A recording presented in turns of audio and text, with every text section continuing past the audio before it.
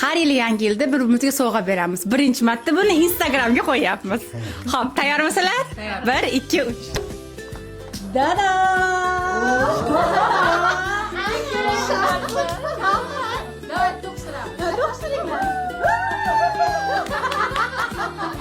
Endi meni sovg'am.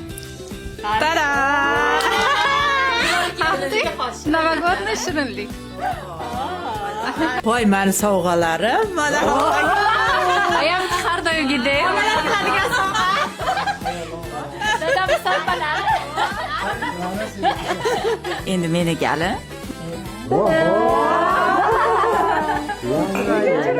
Yangi yilda nimaga yaxshi ko'raman? Sovg'alarni ham yarim taqoy nima deydi, ertaklarga. Endi meni sovg'am chista по-мужскому bo'ladi. 2 kun vaqtini olamiz, chopamiz. Mana bu otani sovg'asi. Opqolinglar, opqolinglar.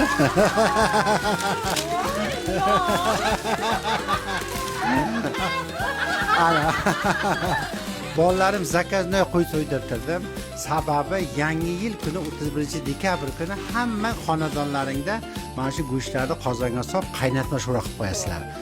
Shu abitlarga borib tayyor bo'ladi. Uydan keladigan o'sha hid umrlaringda oxirigacha qoladi. Chunki Xudo rahmati otam har kuni 31-dekabr ertalab o'zi qaynatma sho'ra osib qo'yardi. Uni hidi baribir abitlar yarim kasa ichib olib, shu bilan yana oldimizda yangi yil kechasi turardi. Bolajonlarim, hammangizga kirib kelayotgan yangi yil muborak bo'lsin hammangizga. Yangi yilimiz yana barakali, omadli kelsin. Eng asosiy otaning eng katta niyati qizlarim baxtli bo'linglar. Yuzlaringda tabassum aramasin. Hammaga sog'lik, salomatlik, yangi yillar muborak bo'lsin.